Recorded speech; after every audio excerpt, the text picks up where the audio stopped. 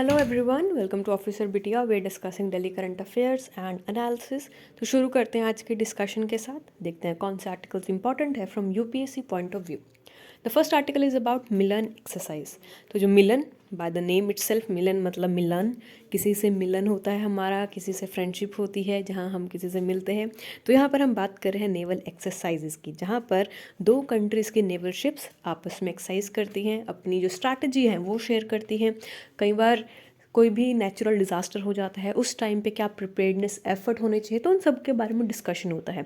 And sharing is caring. तो यहाँ पर हम शेयर करते हैं, हम अपनी स्ट्रैटेजी दूसरे नेशन को बताते हैं, और जो दूसरा नेशन है वो हमें अपनी स्ट्रैटेजी और प्रिपेयर्डनेस के बारे में बताता है, ताकि इन केस ऑफ नीड, जब ज़रूरत पड़े तब हमें पता हो कि दूसरे पर्सन के पास कौन से वेपन्स हैं, कौन कौन सी क्वालिटीज़ हैं, कैपेबिलिटीज़ हैं जो डिज़ास्टर के टाइम पर हेल्प कर सके।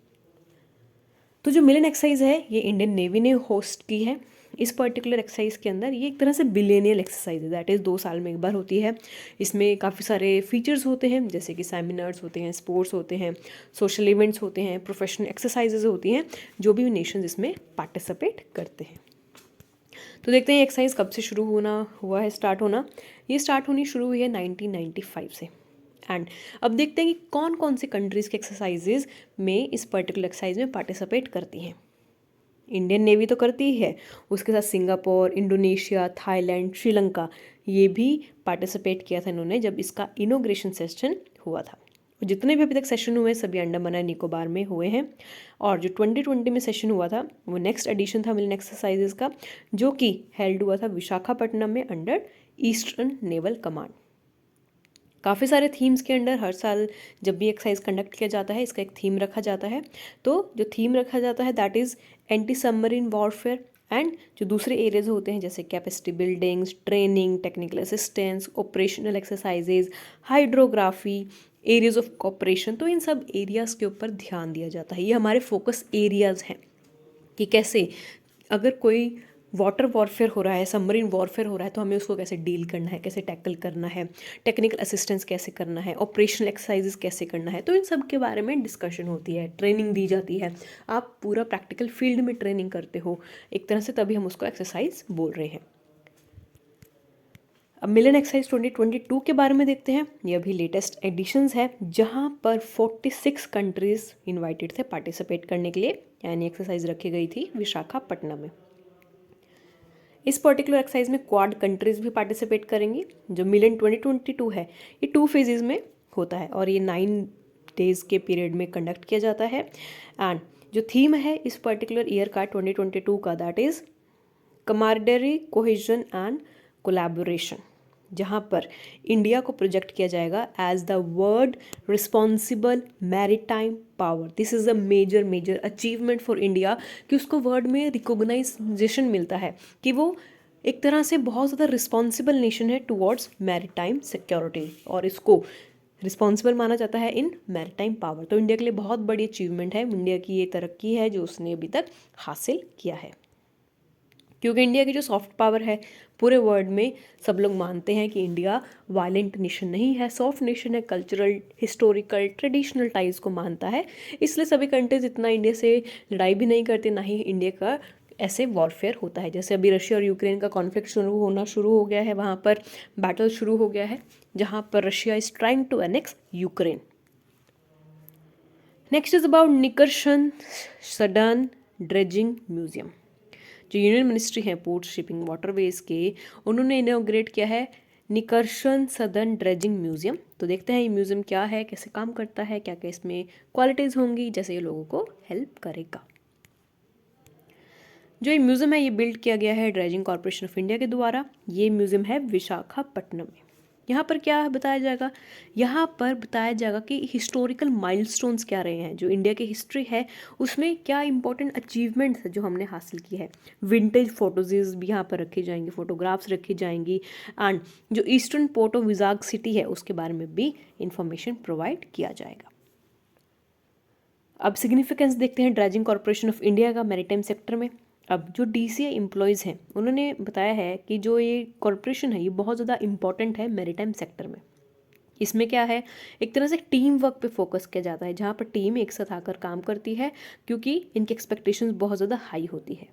और ये जो ड्रेजिंग है ये बहुत ज़्यादा सिग्निफिकेंट है पोर्ट के लिए, क्योंकि इसी से हमारी जो इंडियन इकोनॉमी है वो स्ट्रेंथन होती है। हमारी जो इंडियन इकोनॉमी है वो कहीं ना कहीं इसके ऊपर डिपेंडेंट भी है। ड्रेजिंग कॉरपोरेशन ऑफ इंडिया के बारे में देखते हैं। ये एक तरह से यूनिट एंगेज्ड है in the business of dredging, and ये इंडियन सी स्पोर्ट्स के लिए ड्रेजिंग करती है, फॉरेन सी पोर्ट्स के लिए भी करती है, जैसे दुबई, श्रीलंका, ताइवान, इन कंट्रीज़ के लिए भी ड्रेजिंग करती है। एक तरह से मेंटेनेंस करती है सी पोर्ट्स का, ताकि गवर्नमेंट रेगुलेशंस के अकॉर्डिंग काम किया जाए।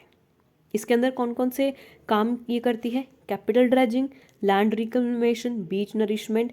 ये बेसिकली अपना बीच को भी रिवाइव करती है, नरिशमेंट करने की कोशिश करती है, लैंड को रिक्लेम करती है, जो भी डिफॉरेस्टेशन होता है या जो लैंड इनफर्टाइल हो जाती है उसको वापस रिक्लेम करती है, कैपिटल ड्रेजिंग करती है।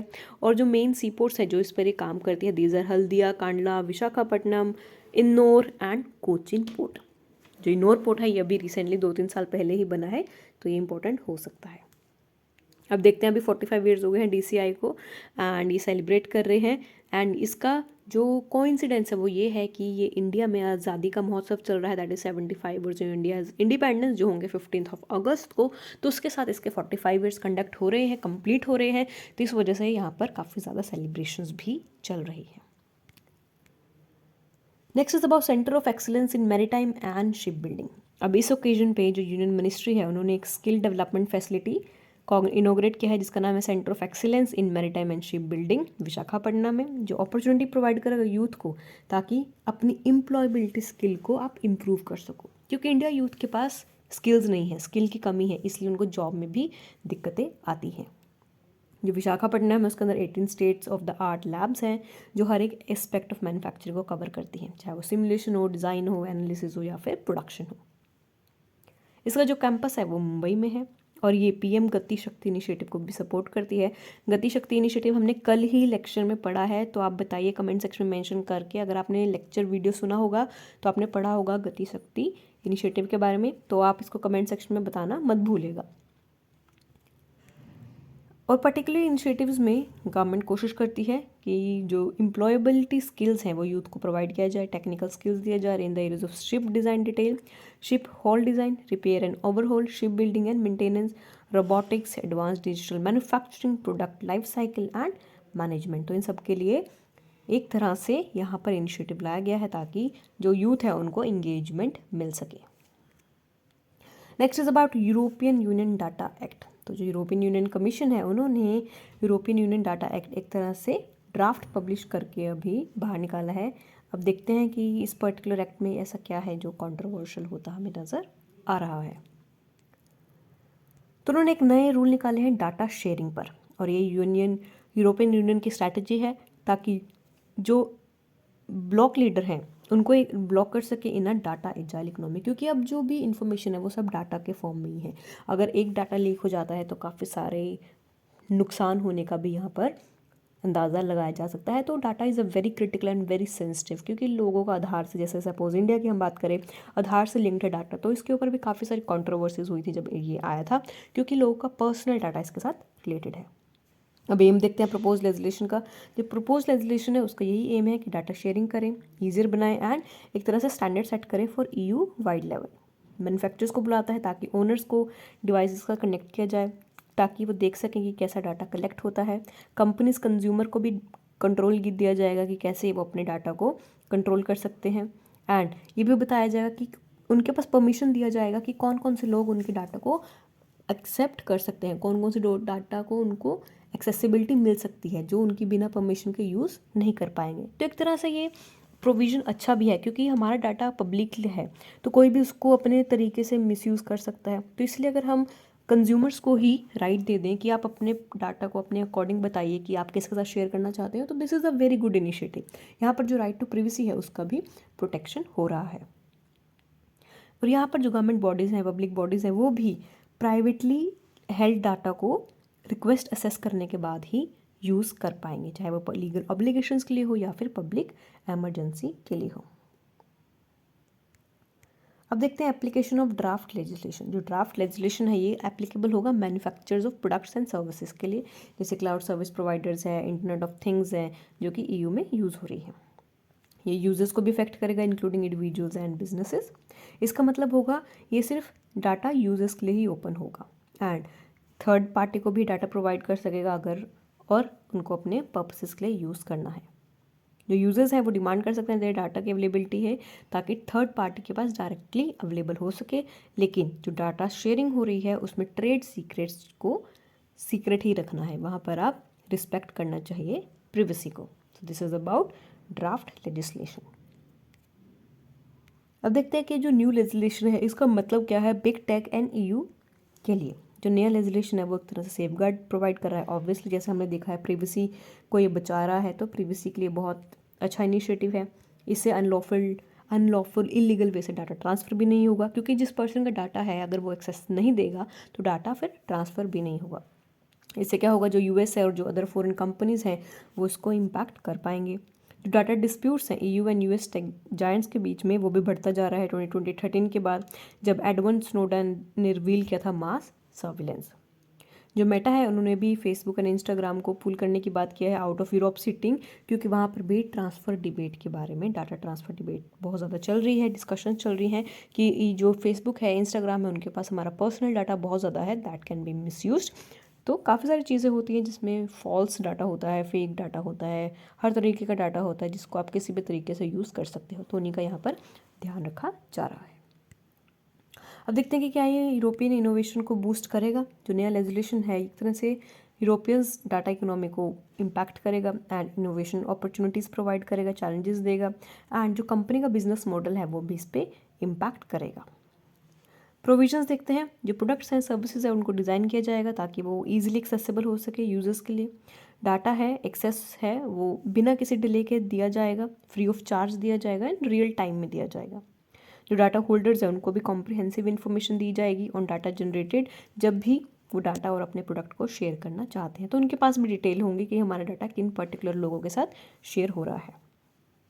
Okay, next is about Pune river clean up project. तो यहाँ पर एक ग्रीन सिग्नल मिल चुका है, Japan International Cooperation Agency help कर रहा है इंडिया की एक रिवर में जहाँ पर उसकी क्लीनिंग की बात हो रही है। एंड जो रिवर है दैट रिवर नेम इज़ मोला मुथा एंड मुला मुथा। तो एक तरह से रिवर का नाम है, this is your Mutha river and this is your मुला रिवर। तो बेसिकली इन दोनों रिवर्स को there you can see that this is your Mutha and this is your Mula river। तो बेसिकली इन दोनों रिवर्स की क्लीनिंग के ऊपर बात चल रही है। तो आप देख सकते हो दिस इज इन पुणे। अब देखते हैं जो सीवेज सिटी है, जो इस पर्टिकुलर सिटी का जो सीवेज है वो मूला और मुथा रिवर्स में ही जाता है। अब जब किसी पर्टिकुलर सिटी का सीवेज ही वहाँ जा रहा है तो ऑब्वियसली वो पोल्यूशन है तो वहाँ पर गंदगी है तो मतलब इक्वेटिक लाइफ नहीं है, इक्वेटिक लाइफ नहीं है तो मतलब ह्यूमंस में डिसीज स्प्रेड होने का खतरा है। तो इसलिए ये जो प्रोजेक्ट है ये वाटर क्वालिटी को इम्प्रूव करने की बात कर रहा है, sewage treatment plants facilities implement करने की बात कर रहा है ताकि जो सीवेज कलेक्शन इंफ्रास्ट्रक्चर है वो भी अच्छे से बिल्ड हो सके। जो जापान कॉरपोरेशन है वो 1,000 करोड़ असिस्टेंस दे रही है ताकि इस रिवर में पोल्यूशन कम हो सके, मुलामुथा रिवर में, और यहाँ की कंडीशंस इंप्रूव हो सके, चाहे वो लिविंग कंडीशंस हो या फिर सैनिटेशन कंडीशंस हो। और जो मनी है वो कैसे यूज़ की जाएंगी, वो पंपिंग स्टेशंस बनाएंगी, सीवर लाइंस बनाएंगी, ट्रीटमेंट प्लांट्स लगाएंगी सीवेज ट्रीटमेंट के लिए बिफोर डिस्चार्ज होने से पहले।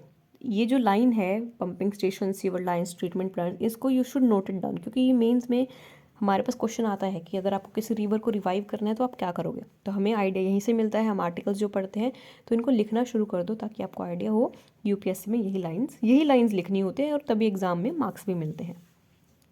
इस प्रोजेक्ट के अंदर 55 किलोमीटर ट्रंक लाइन्स बनाए जाएंगे, 11 न्यू सीवेज ट्रीटमेंट यूनिट्स होंगी जो कि इंस्टॉल किए जाएंगी। जो कम्बाइंड कैपेसिटी है दीज 11 न्यूली इंस्टॉल्ड प्लांट्स की वो 396 मिलियन लीटर्स पर डे होगी।